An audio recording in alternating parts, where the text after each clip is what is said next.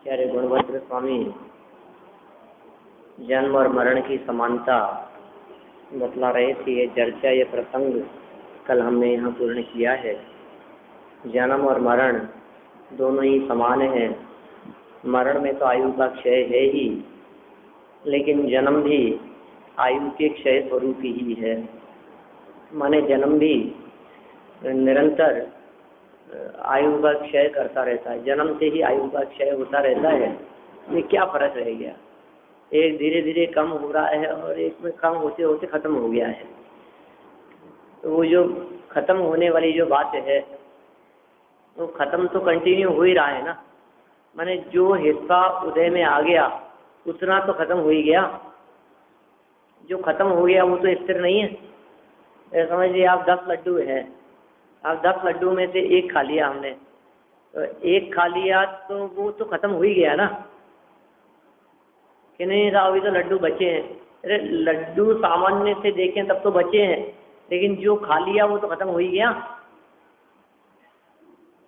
तो यही कहना चाह रहे हैं कि यदि वो खत्म हो गया तो फिर लड्डू खत्म हुआ कि नहीं? आप तो कह रहे हो कि अभी बचे हैं। तो पूरे खत्म हो जाते हैं तो उसे मरण कहते हैं, और एक एक खत्म होता है वो स्थिति जन्म से ही बनती है। ठीक है ना? इसलिए पुत्रादि के जन्म मरण आदि में हर्ष शोक करना योग्य नहीं है। यह बात यहाँ कही थी। अब आगे और नई बात कहते हैं, लाभ और पूजादि की कामना का निषेध। माने ऐसा भी कह सकते हैं कि लाभ की कामना नहीं होनी चाहिए और पूजादि की कामना नहीं होनी चाहिए। जैसे शेड़ालाकार ने कहा ना, गृहीत मिथ्यात्व की चर्चा करते हुए, जो ख्याति लाभ पूजादि चाह, धरी करण विविध विधि देह दाह, आत्म अनात्म के ज्ञानहीन, जे जे करनी तन करण चीन, ते सब मिथ्या चारित्र त्याग, अब आत्म के हित पंथ लाग, जगजाल भ्रमण को देहु त्याग, अब दौलत निज आत्म सुपाग। कितने सुंदर मार्मिक पंक्तियां कही है वहाँ।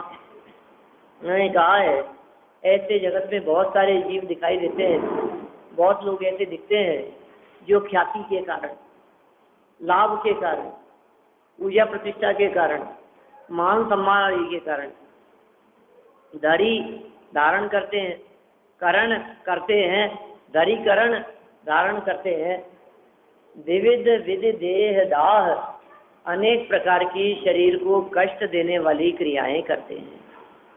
क्यों करते हैं? ख्याति के लिए, यश प्रतिष्ठा के लिए, चाह के लिए, अपने मान सम्मान आदि के लिए। जो ख्याति लाभ पूजादि चाह, धरी करण विविध विधि देह दाह, लेकिन इतनी सब बाह्य क्रियाएं करते हुए भी आत्म अनात्म के ज्ञानहीन, जो आत्मा और अनात्मा के ज्ञान से रहित है, सब करते हुए दिखाई दे रहे हैं, लेकिन असली वस्तु स्थिति क्या है? आत्मा अनात्मा का ज्ञान नहीं है जिनको। आत्म अनात्म के ज्ञानहीन, जे जे करनी, जो जो उनके द्वारा किया जाता है, तन करण चीन, वो सब मिथ्याचारित्र है। इसलिए यहाँ पर भी इस छंद के माध्यम से यही कहना चाहते हैं कि भैया पूजा प्रभावना लाभ आदि की कामना किसी भी धार्मिक क्षेत्र में नहीं होनी चाहिए। देखिए 183 नंबर पेज, सर्व संग के त्यागी, जन्म मरण में समान बुद्धि वाले, सर्व शास्त्रों के ज्ञाता, सब शास्त्रों को जानने वाले, और दुर्धर, दुर्धर माने जिसको धारण करना कठिन हो। दुर्धर, धर माने धारण करना, दुर मतलब कठिन, दुर्धर मतलब बहुत कठिन हो, ऐसे तप करने वाले मुनियों को आगामी 2 छंदों में शिक्षा देते हैं। पृथ्वी छंद है।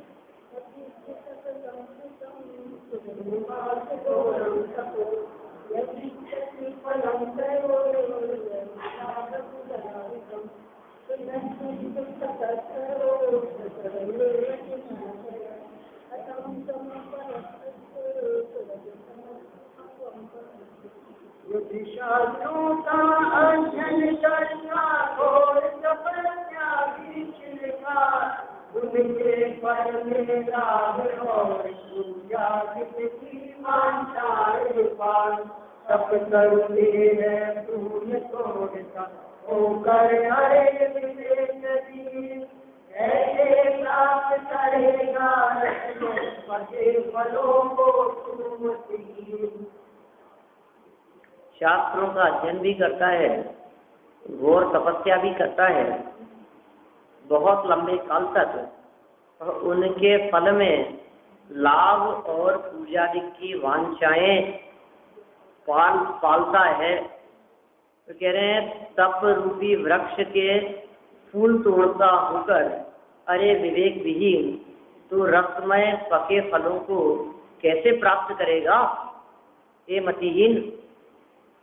क्योंकि जो तपस्चरण करता है और जो ज्ञान तुझे प्राप्त हुआ है उस ज्ञान और तपस्चरण के माध्यम से तो तुझे उत्कृष्ट अतीन्द्रिय आनंद रूपी रस मिलने वाले हैं, उत्कृष्ट फल मिलने वाले हैं। लेकिन यदि तू फूल अधपकी अवस्था में ही उन्हें तोड़ देगा तो फिर उन फलों को कैसे प्राप्त करेगा।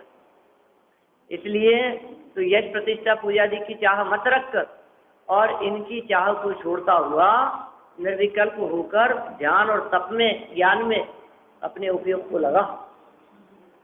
देखिए अर्थ इसका, मैंने बहुत मार्मिक बात कहना चाहते हैं यहाँ। सर्व शास्त्रों को पढ़कर जिसने सारे शास्त्रों को पढ़ा हो और चिरकाल तक, चिर मतलब लंबा समय, चिरंजीव आशीर्वाद देते ना, चिरंजीव रहो। चिरंजीव मतलब बहुत लंबे काल तक जीवित रहो, दीर्घायु हो, ऐसा अर्थ है उसका। क्या आजकल कोई देता ही नहीं है ऐसा आशीर्वाद, पुराने ही लोग देते हैं सब। पहले यही देते थे, खुश रहो, चिरंजीव रहो नहीं कहते। हाँ ठीक बात है, ये सुना तो सबने है ये। अब समझ लीजिए, अब यदि लोग ऐसा आशीर्वाद नहीं देते तो अब आगामी पीढ़ी के सामने जब चिरंजीवी रहो कहेंगे तो लोग कहेंगे ये क्या होता है। कम से कम आप लोगों के सामने तो ये समस्या नहीं है, सब मुझसे अधिक उम्र वाले बैठे हैं सामने। चिरंजीव रहो माने बहुत लंबे काल तक जीवित रहो। चिर शब्द काल का सूचक है और चीर शब्द वस्त्र का, चीर माने होता है वस्त्र और चिर माने होता है लंबा काल। तो यहाँ उस चिर के संदर्भ में कहना चाह रहे हैं, क्या बात कह रहे हैं ये, चिरकाल, क्या घोर तपस्या भी चिरकाल, बहुत लंबे समय तक वो घोर तपस्या करता है और उसके फल में,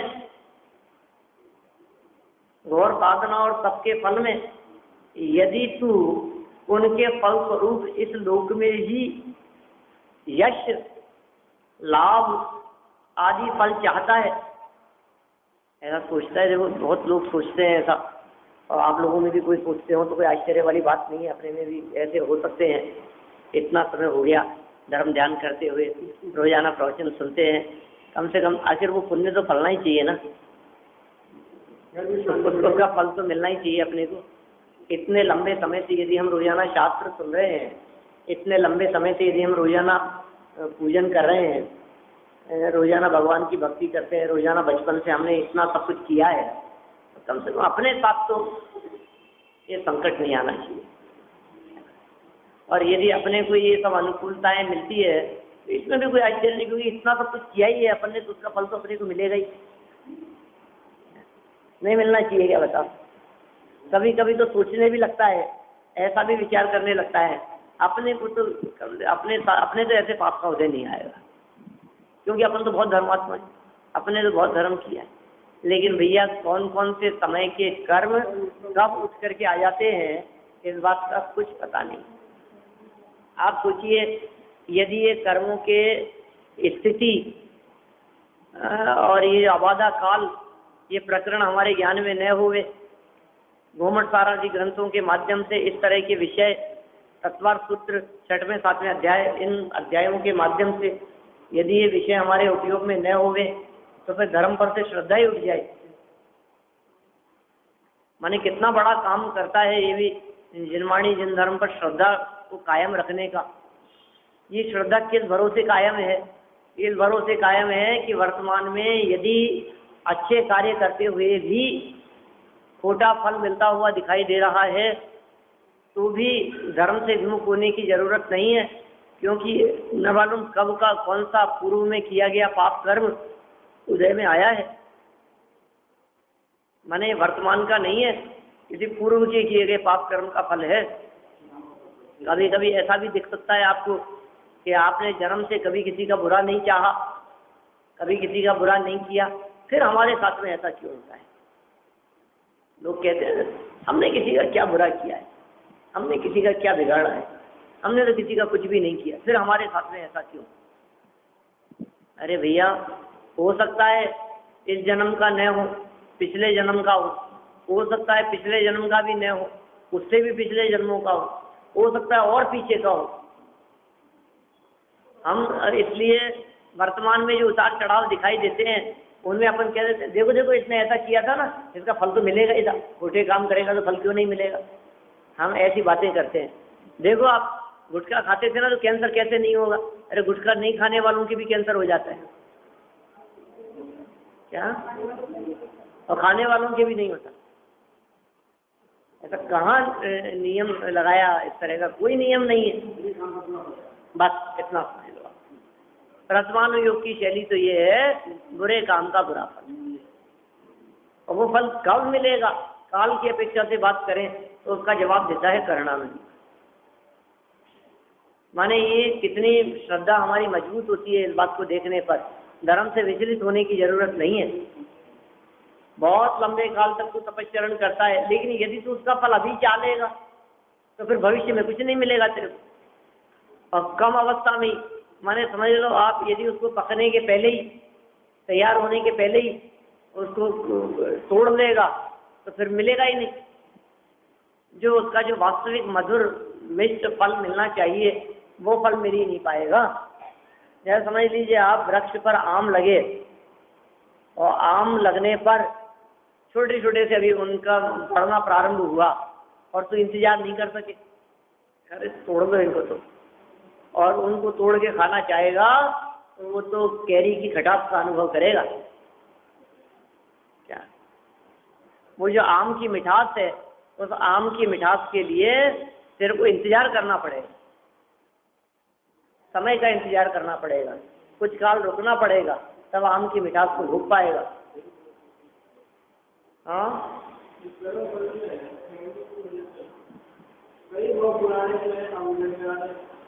पेंडिंग नहीं रहते, इनकी व्यवस्था बनी हुई है। हमने बांधते समय नक्की किया था कि ये कब मिलेगा। जैसे मान लीजिए कोई तो आप बैंक की एफडी कल पूरी होने वाली है और कोई 2 महीने बाद पूरी होगी, तो हम आपसे पूछें कि ये 2 महीने के लिए पेंडिंग क्यों है, ये कल ही क्यों नहीं मिल जाता? हमने 2 साल के लिए बुक कराई है, आपने 5 साल की एफडी कराई है, उससे पहले नहीं मिलेगा ना।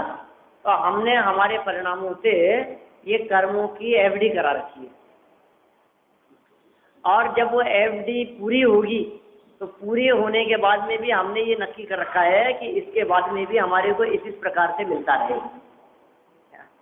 कई तो ऐसी होती है जो पूरे एक साथ मिल जाए पूरी होने पर, और कई ऐसा हमने एडजस्ट करा रखा है कि इतने समय तक तो नहीं मिले और इतने समय के बाद में इतना हमारे को रेगुलर मिलता रहे, इतना इतना।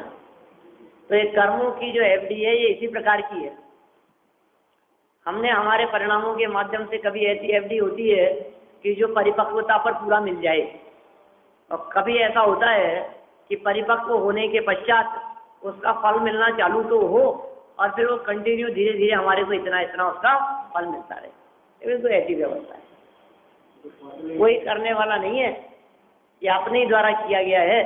ये जो कर्म बंधते समय उनमें जो स्थिति अनुभाग जो पड़ते हैं प्रकृति, प्रदेश, स्थिति, अनुभाग 4 प्रकार पढ़ते हैं इस जीव के परिणामानुसार।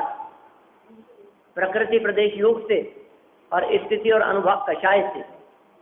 जैसी कषाय होती है उसके अनुसार कर्मों में स्थिति और अनुभाग पड़ जाता है। कैसा फल देंगे डिपेंड करता है आपने कौन सा प्लान लिया है। फल कैसा मिलेगा, कि कितना रेट ऑफ इंटरेस्ट मिलेगा, कि आपने कब कराया था क्या, और किससे करवाया था, और कौन से बैंक का करवाया था। किसी में 9.5% इंटरेस्ट है तो किसी में 9.25 है तो किसी में 10.25 है, ठीक है ना। और किस उसमें कंडीशन में था, आपने उसका TDS कट के मिलेगा कि बिना कटे मिलेगा, ठीक है ना। आपने फॉर्म 16 लगाया था कि नहीं लगाया था, आप सीनियर सिटीजन का आपने डेट ऑफ बर्थ सर्टिफिकेट दिया था तो आपको ½ % एक्स्ट्रा मिलेगा, नहीं तो कम मिलेगा। उसमें भी ओरिएंटल में अलग मिलेगा, तो PNB में अलग मिलेगा, तो ICICI में अलग है, HDFC में अलग है, सबका रेट ऑफ इंटरेस्ट अलग अलग है, IDBI में अलग है। तो अब आपने कब कराया था, कैसा कराया था, किस कंडीशन में कराया था, ये सब के आधार पर निर्भर करता है कितना मिलना है कितना नहीं मिलना है, और कब मिलना है, कितना मिलना और कब मिलना। ये दोनों चीजें किसने नक्की की, ये दोनों चीजें हमारे ही द्वारा हुई है नक्की। ऐसे ही कर्म का फल कब मिलना और कितना मिलना, तो कब मिलना इसको कहते हैं स्थिति, और कितना और कैसा मिलना उसे कहते हैं अनुभाग। तो ये बंधे हैं बस, उनसे फल का संबंध नहीं है। फल का संबंध अनुभाग से है, और वो फल कब मिलना ये स्थिति से है। प्रकृति और प्रदेश उन कर्म परमाणुओं का आत्मा के साथ में होने वाला संबंध मात्र है। वो होना और अलग डिवाइड बंटवारा, आना और बंटवारा हो जाना। आना प्रदेश बंध है, और ज्ञानावरणी आदि में बंटवारा हो जाना ये प्रकृति बंध है। कितने समय तक बंधे रहना ये स्थिति है, और उतने समय बंधे रहने के बाद में कैसा फल देना ये अनुभाग है। हाँ, लेकिन एक बात यहाँ ऐसी है कि इसमें आपकी चाह की अपेक्षा नहीं है कर्मों में। क्यों नहीं है? क्योंकि ये स्थिति ऐसी है कि कभी ऐसा होता है कि हमारे बैंक में जो हमारी सैलरी है ना वो जमा होती रहती है, ठीक है ना, और हमने ऐसा कह रखा है कि इसमें से इतना पैसे की FD होती जाए, या समझ लीजिए आप ये SIP वगैरह चलती है ना, सिस्टमेटिक इन्वेस्टमेंट प्लान चलते हैं कुछ इस तरह के, क्या मतलब अपने आप आपके बैंक अकाउंट से एक निश्चित तारीख को इतना पैसा कट जाएगा, वो कटता रहे। अब उसका कितना पैसा मिलना है आपको रिटर्न, उसमें क्या होता है, लोग मार्केट वैल्यू के आधार पर वो उसके जो यूनिट्स होते हैं वो आपके जमा हो जाते हैं, परचेजिंग होती रहती है करंट मार्केट वैल्यू के आधार पर। अब आपको पता नहीं है, एक मुझे सिस्टम जो बना हुआ है ना, उस सिस्टम के आधार पर उस तारीख को जिस दिन पैसा कटा उस दिन की मार्केट वैल्यू के आधार पर तो कुछ इस तरह का डिपॉजिट होता चला जाएगा। फिर मिलेगा कब कि रिडम्पशन के समय। वो कितना मिलेगा कि उस वैल्यू के हिसाब से, या समझिए आज जितना आपने खरीदा था उस समय क्या मूल्य था, और उसके आधार पर वो आपको उसका रिटर्न मिलेगा। प्रॉफिट होगा कि लॉस होगा पता नहीं है अपने को कुछ भी। ऐसे ही कह रहे हैं कि आपने जब बांधा था उस समय आपके परिणाम कौन से थे, कौन सा टाइम था, उस टाइम पर आपके चित्त में क्या संकल्प विकल्प आदि चल रहे थे, उसके आधार पर ये सिस्टमेटिक कर्म प्लान के अंदर में चलता रहता है, और अपने आप जो है वो डिपॉजिट होता रहता है। इनके परिणामों के आधार पर वो कर्मों का संचय होता रहता है। फिर कब फल मिलेगा, जब उसका टाइम पीरियड पूरा होगा, और टाइम पीरियड पूरा हो जाने के बाद में कैसा फल मिलेगा, कि कितना लाभ होगा कि कितना हानि होगी, कि ये आपने बड़े हुए मार्केट में खरीदा था कि कम मार्केट में था, जिस समय जैसा था उसके आधार पर आपको उसका रिटर्न मिलेगा। ठीक है, यहाँ ये कर्मों की व्यवस्थाएं सब ऑटोमेटिक चलती रहती है। अब इसमें ये कह रहे हैं कि आपने कम समय में ही अपरिपक्व अवस्था में ही यदि उसे तोड़ लिया, उसका फल प्राप्त कर लिया, जैसे मान लीजिए मैच्योरिटी के पहले ही आपने यदि FD तोड़वा ली तो कितना मिलेगा, इंटरेस्ट कम मिलेगा, कट के और मिलेगा, है ना। और यदि आपने उसमें भी और ज़्यादा समय से पहले करवा ली तो वो भी नहीं मिलेगा। तो भी ऐसा होता है ना नक्की कि भाई आपने 5 साल की कराई है तो 2 साल तक तो आप इसको नहीं तोड़ सकते, और 2 साल बाद में तोड़ेंगे तो इतना परसेंट कट करके इतना मिल जाएगा, ऐसा होता है।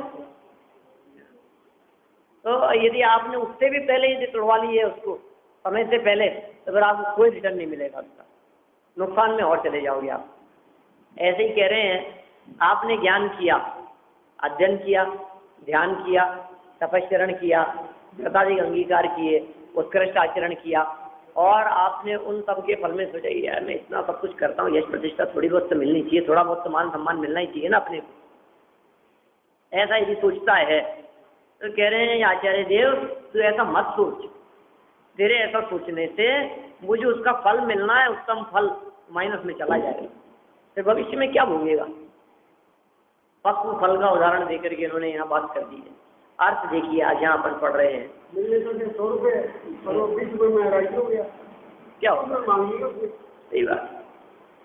तो सर्व शास्त्रों को पढ़कर और चिरकाल तक घोर तप की साधना करके यदि तू उनके फल स्वरूप इस लोक में ही यश लाभ आदि फल चाहता है तो तू विवेक रहित है, विवेक रहित अभिप्राय वाला है।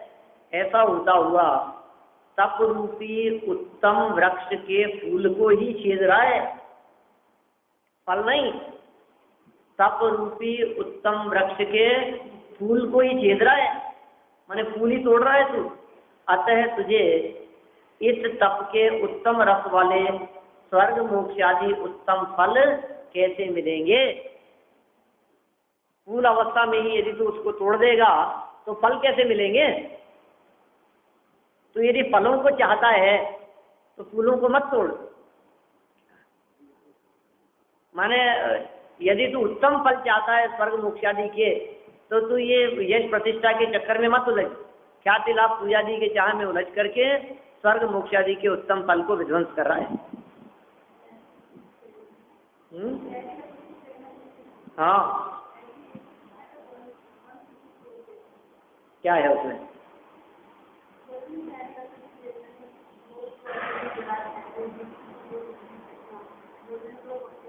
तो वैसी बात कर रहे हैं आप, ये लाभ पूजा आदि का निषेध है तो उसकी कामना मत कर।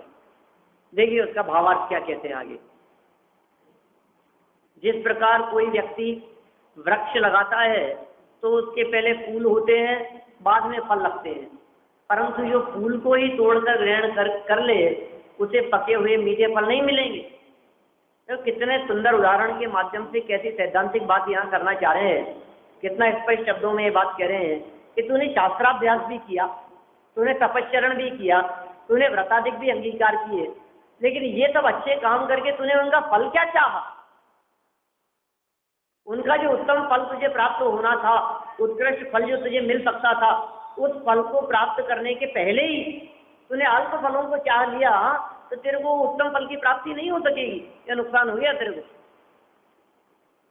देखो उसी प्रकार कोई जीव बहुत शास्त्राभ्यास करे, तो कौन से लोगों की बात चल रही है, हमारी बात चल रही है, किसी और की बात नहीं है। बहुत शास्त्राभ्यास करे और उत्कृष्ट तपस्चरणादि करे, शास्त्राभ्यास भी खूब किए, उत्कृष्ट तपस्चरणादि भी करे, उससे पहले लाभ पूजादि प्राप्त होते हैं। ठीक है, अर्थात भक्त लोग इच्छा पूरी कर देते हैं। माने क्या होता है, जब वो इतना शास्त्राभ्यास करता है, तपस्चरण करता है, व्रतादि को अंगीकार करता है, तो उसके जो सेवक हैं, उसके जो भक्त हैं, वो उसकी इच्छाओं को पूरी कर देते हैं, उसके काम आगे से आगे हो जाते हैं, अथवा स्वयं ही रिद्धियां और चमत्कार आदि हो जाते हैं। ठीक है, चमत्कार और रिद्धियों की प्राप्ति भी हो जाती है। यह तो लाभ हुआ और विशेष मेहनता होती है, यह पूज्यपना हुआ। माने लाभ भी मिलता है और मेहनता भी होती है। ये सारे के सारे कार्य हुए किस वजह से हैं, माने इन कार्यों के पीछे कारण क्या है, कि इन सब कार्यों के पीछे तेरा त्याग और संयम कारण है। व्रताधिक का अंगीकार करना ही तेरा कारण है। माने तूने जो बहुत अच्छा काम किया था जीवन में, जो उत्कृष्ट कार्य किए थे, जो व्रताधिक को अंगीकार करने रूपी जो कार्य तेरे माध्यम से हुआ था तेरे जीवन में, ये उसी की बात करना चाह रहे हैं यहाँ। ये कह रहे हैं लाभ हुआ, भक्तों ने सहयोग किया, ये तो लाभ हो गया, और विशेष मेहनतता हुई, ये पूज्य बना हुआ। तो इस प्रकार लाभ पूजादि की प्राप्ति होती है। ये तो हुआ क्रम से, अभी वर्तमान में दिखाई दिया, और बाद में स्वर्ग मोक्ष रूप फल की प्राप्ति होती है। कालांतर में क्या होगा? अभी तो ये सब होता रहा धीरे धीरे। देखो भाई, ये बात बिल्कुल नक्की है कि जो व्यक्ति इस मार्ग में लगता है उस व्यक्ति को निश्चित रूप से यश प्रतिष्ठा आदि मिलती गई है। स्वाध्याय करने से होने वाले जो लाभ हैं, उन लाभों की चर्चा करते हुए पंडित प्रवर टोडरमल जी साहब ने, इन्हीं टोडरमल जी साहब ने सम्यक ज्ञान चंद्रिका की प्रशस्ति में 10 लाभ बतलाए हैं, और उसमें एक लाभ यह भी कहा है कि यश प्रतिष्ठा मान सम्मान आदि की प्राप्ति भी स्वाध्याय करने वाले व्यक्ति, शास्त्राभ्यास करने वाले व्यक्ति, पढ़ने पढ़ाने वाले व्यक्ति, उनके जीवन में यह सहज ही हो जाता है, अपने आप ही होता है। मतलब जगत के जीव उनकी प्रशंसा करने लगते हैं, उनका सम्मान आदि करने लगते हैं अपने आप ही। अरे नहीं, ये तो बहुत धर्मात्मा है, लोग ऐसा कह करके। किसी व्यक्ति ने एक नियम का भी पालन किया ना थोड़े बहुत समय के लिए भी, तो उसकी भी प्रशंसा होती है। सब लोग, बहुत सारे लोग रात्रि भोजन करते हैं, और आप यदि रात्रि भोजन नहीं करते हैं तो रात्रि भोजन नहीं करने वालों की तेजी प्रशंसा होती है। हर व्यक्ति उनका ध्यान रखते हैं, पूछते हैं, उनकी प्रशंसा, मतलब तेजी उसका फल मिलता रहता है। देखिए, उत्तम स्वर्ग मोक्षादि फल मिलेगा, वो तो बात की बात है।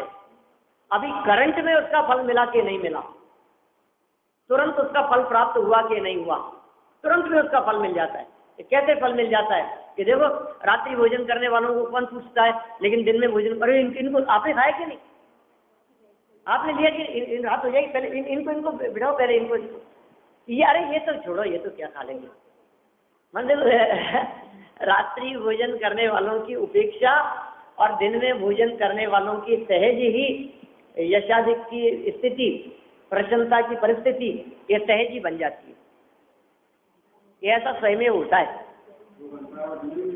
जिस व्यक्ति ने थोड़ा बहुत भी व्रताधिक का पालन किया, उस व्यक्ति के जगत में यश और प्रशंसा आदि स्वयं होते रहते हैं। तो एक बात तो इन्होंने ये कह दी, अपने आप इन सब चीजों की प्राप्ति हो जाएगी भैया, मेहनत भी हो जाएगी, लाभ भी हो जाएगा, पूज्यपना भी हो जाएगा, है? इस प्रकार लाभ पूजादि की प्राप्ति होती है, और बाद में स्वर्ग मोक्ष रूप फल की प्राप्ति होती है। ठीक है। परंतु जो जीव लाभ पूजादि को स्वयं चाह कर अंगीकार करते हैं, मांग करके अंगीकार करते हैं, अर्थात वो भी होकर भक्तों से कुछ लेना चाहते हैं, या उनके द्वारा दिए गए धनादि को अंगीकार करते हैं, अथवा रिद्धि चमत्कार आदि को चाहते हैं, और उनके होने पर संतुष्ट होते हैं, तब मानी होकर स्वयं महंतपना, बड़प्पन चाहते हैं, और अपनी मेहनतता बड़ाई होने पर मद करते हैं। अतः वे जीव परम सुख रूप रस रहित सहित प्रकट होने वाले स्वर्ग मोक्ष रूप फल को नहीं पाते। यही चाह लिया, अभिमानी हो गए, चमत्कार आदि को चाहने लग गए, लोभी हो गए, भक्तों से कुछ प्राप्त करने की चाह रखने लग गए, धनाधिक के लोभी होकर के डिमांड करने लग गए। जब तक आप कुछ भी नहीं चाहते थे, कुछ भी नहीं मांगते थे, तब तक तो आपकी यश प्रतिष्ठा मान सम्मान भी होते रहते थे। और जब से आपने कह दिया कि 10,000 से कम नहीं लूंगा, 3 दिन का विधान कराऊंगा, लेकिन 10,000 से कम नहीं लूंगा। 10 में क्या होता है आजकल, क्या कम से कम 21,000 चाहिए, इसके बिना काम नहीं चलेगा। और 21,000 तो मैं लूंगा, और फिर संस्था के लिए चाहिए, और फिर इसके लिए चाहिए, और फिर किसी की जिंदगी जो इच्छा हो, टीम के लिए चाहिए, लोगों के लिए चाहिए। तो इस तरह की यदि आपने और डिमांड रखी, तो आप समझ लीजिए कह रहे हैं ये सब उत्कृष्ट सुख की प्राप्ति नहीं हो सकेगी, न स्वर्ग मिलेगा न मोक्ष मिलेगा, उस फल को नहीं पाते हैं। यहाँ की ले लिया, खत्म हो गया बस, ले लिया ना आपने, कहते हैं ना खाए खोया बह गया, आपने यहीं ले लिया, ये साथ दिया और साथ लिया। इसलिए यह शिक्षा देते हैं कि शास्त्राभ्यास या तपश्चरणादि साधनों से लाभ पूजादि की कामना नहीं करना चाहिए। शास्त्राभ्यास करते हुए न लाभ की कामना करनी चाहिए न पूजादि की कामना करनी चाहिए। इस प्रकार की यहाँ शिक्षा दी गई है। देखिए आप आगे बढ़ते हैं अपन। तप और श्रुत का वास्तविक फल पृथ्वी चंद है। इनका सच्चा फल क्या मिलेगा? देखो ये तो झूठा फल हो गया, ये तो लौकिक फल हो गया जो हम चाह रहे थे। तो कह रहे हैं असली फल मिलेगा क्या, वो बताओ। तो तप और श्रुत का वास्तविक फल 190 नंबर के शब्द में बतलाते हैं।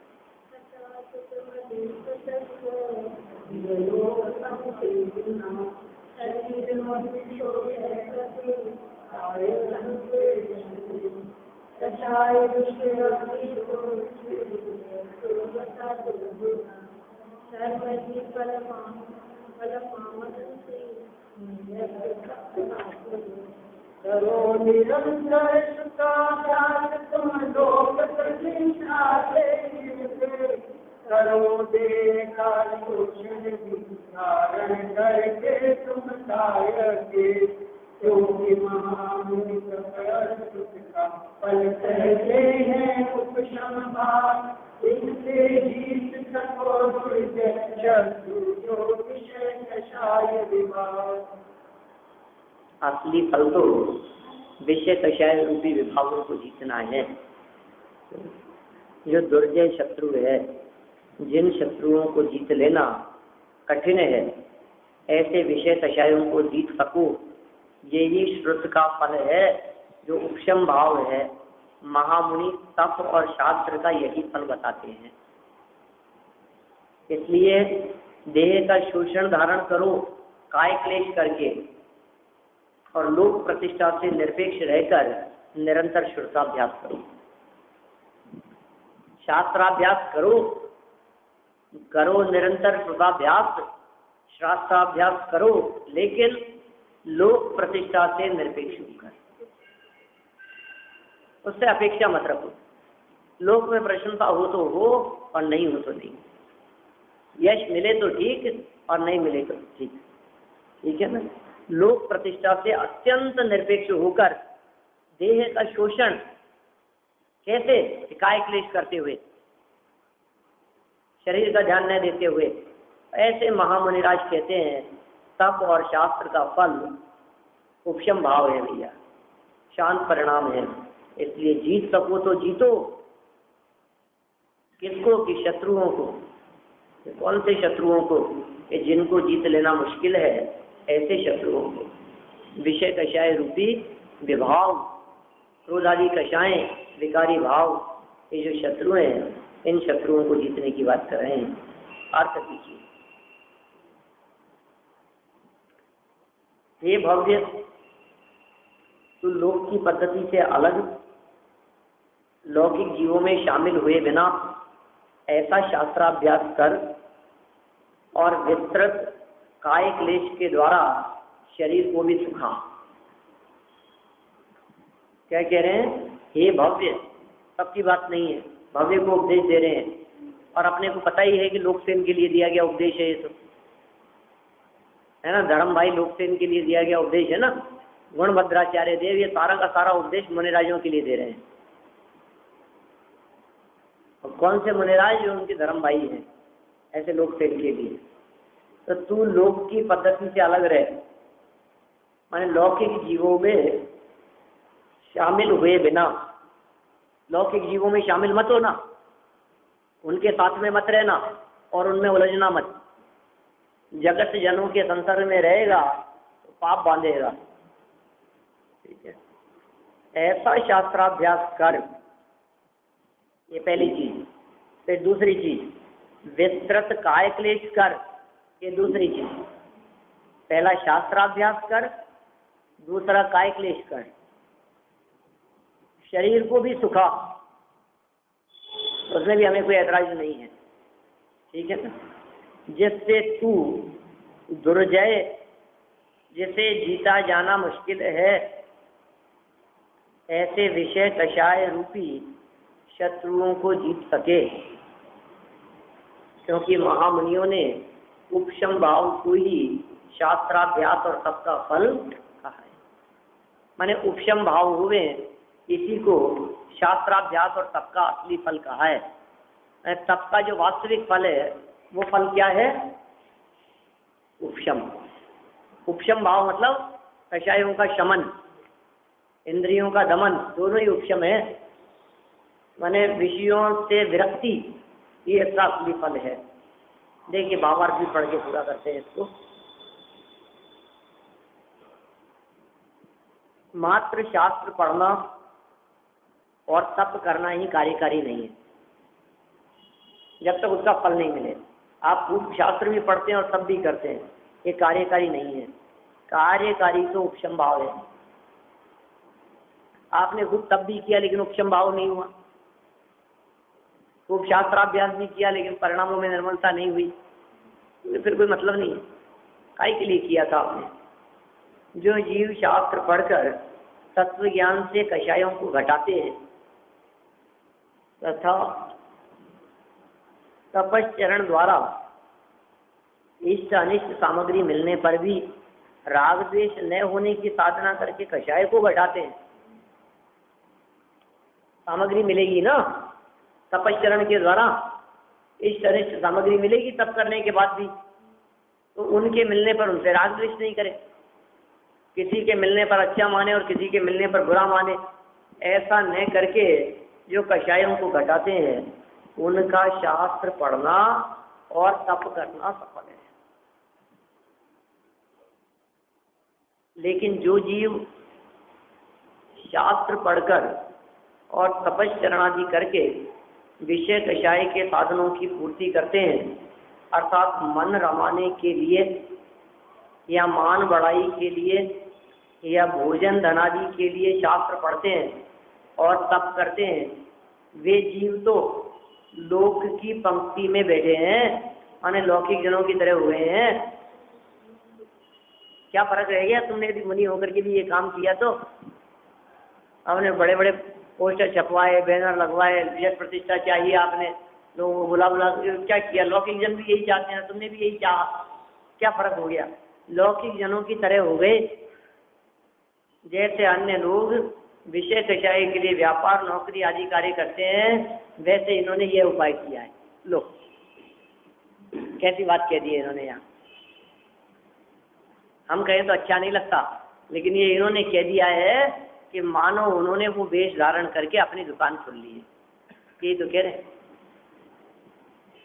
काय के लिए कि ऐसे तो आपको कौन देता,